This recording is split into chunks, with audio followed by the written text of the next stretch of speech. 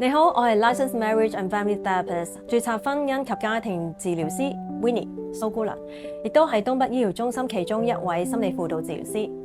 提到心理輔導治療師，可能你都會覺得同心理醫生會混淆嘅。其實我哋治療師咧，通常工作都係透過傾談嘅方式啦，幫人治療或者係紓解壓力咁樣。時不時都有病人同我講話，聽到醫生同佢講你可能見心理好啲喎，咁佢就會好緊張好擔心，我係咪好嚴重咧？會唔會要食藥咧？就係因為呢種嘅擔心，令佢哋更加會拖延，甚至唔想治療。咁往往咧，令到佢哋嘅精神嘅健康行為健康都得唔到改善。其實焦慮同埋抑鬱呢啲情緒咧，都係好普遍，係好正常。對於壓力，我哋會反應嘅一種情緒嚟嘅。如果喺呢啲情緒影響到日常生活比較嚴重嘅時候，你就可能要考慮下，可能揾人幫下你啦。喺唔同嘅文化背景、年齡層同人生階段，都會遇到好多壓力同情緒問題。就華人嚟講，喺童年到青少年階段啦，都會好多嘅壓力出現嘅。最容易受到創傷就係呢個年紀啦。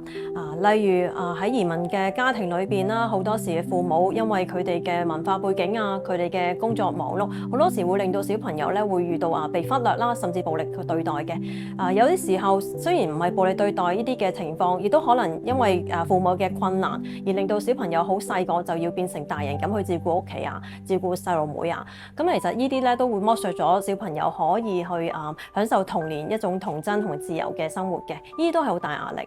咁去到大學或者初就業嘅時候咧，好多嘅壓力就來自要長大啦，要獨立啦，要顧家啦，要照顧父母弟妹甚至咧都要分擔家庭開支咁樣啦。唔同嘅人生階段都會有好多其他壓力嘅，關係嘅結合同埋離開啦，工作轉變退休、老年、健康問題出現而對婦女嚟講，尤其是可能會遇到嘅就會係懷孕生育更年期等等嘅問題，都會造成好多壓力同情緒問題嘅。如果不幸遇到暴力、霸凌，甚至係可能係遇到意外等等，咁亦都會更加導致到創傷後遺症嘅出現嘅。咁呢種嘅情況底下咧，可能就個壓力就會比較大啦，更加難去處理平常生活人際關係甚至都會影響自理能力咁樣嘅。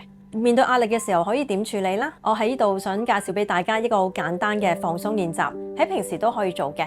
咁呢個練習叫做五官接地練習，係透過我哋嘅五官將我哋嘅注意力放翻喺當下，從而達到放鬆可以減壓嘅作用。咁喺嚟緊呢幾分鐘，我請大家跟我哋一齊嚟試一試呢個練習。首先係視覺。而家我想請你留意下身邊5樣物件。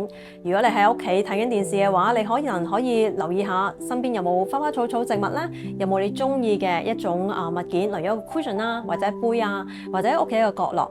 每一樣嘢你定睛幾秒去睇一睇，佢係咩嚟嘅咧？佢顏色形狀係點嘅咧？望完一樣咗一樣，總共望5種物件。喺視覺呢部分咧，你預計用30秒鐘去完成啦。跟住係觸感，我請你而家伸手去摸一摸你四周圍嘅4樣物件。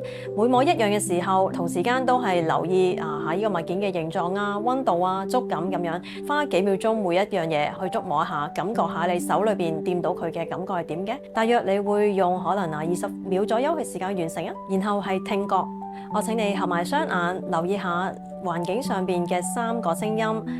每一個聲音你都花幾秒鐘去留意下，聲音嘅質素係點嘅咧？係咩聲音？你能夠區別到係咩聲音咧？都係一樣，用幾秒鐘去聽每一個聲音。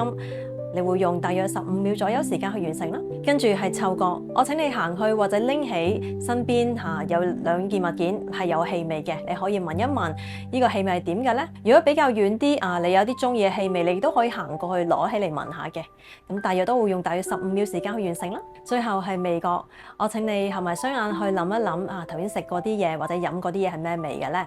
如果你而家身邊有一個飲品或者食物、小食等等，你可以品嚐一下呢個口味係點樣嘅咧？